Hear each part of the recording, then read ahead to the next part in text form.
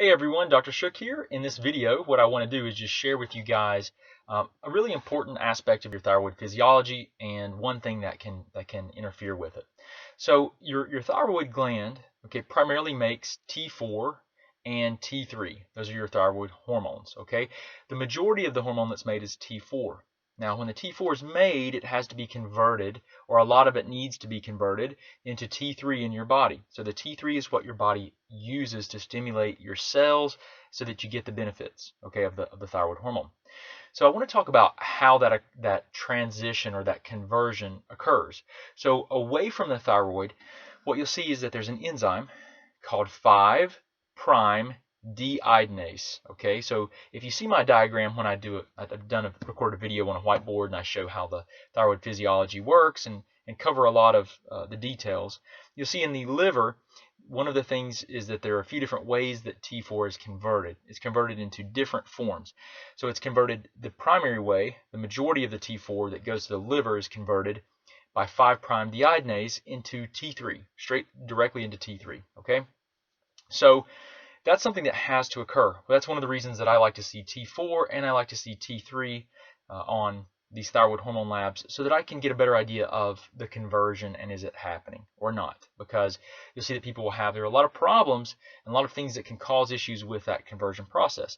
So for example, the most common thing that we see that messes up the entire physiological process of producing thyroid hormone is an autoimmune process. And the most common autoimmune process is Hashimoto's. Okay, Hashimoto's thyroiditis.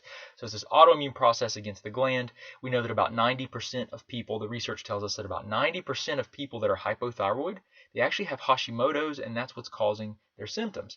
So what you'll see is that with the autoimmunity, or with any autoimmunity, you're going to have an increase of the production of these things called cytokines, inflammatory cytokines. They're chemical messengers, okay? These cytokines, one of the things that they will do is they will downregulate or decrease the ability of you to of this conversion of T4 into T3. Okay, so that's really important to know. The autoimmune process itself and the inflammatory chemicals that it will produce can directly affect your ability to be able to convert T4 to T3.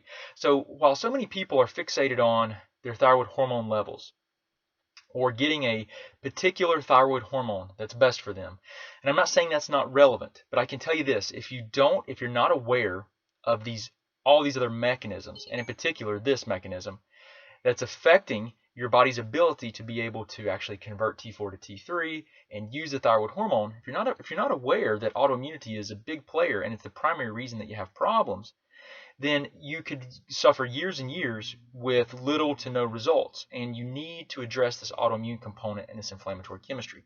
So you have to look at the autoimmunity and identify the drivers so that you can work on dampening it so that you can have better physiology all the way around and not just be focused on looking at a thyroid hormone. All these things matter, right? That's the main thing to understand. So I'm Dr. Shook. I appreciate you guys. Hope you have a wonderful day, and I hope this has been helpful. If there's anything we can do for you, just let us know.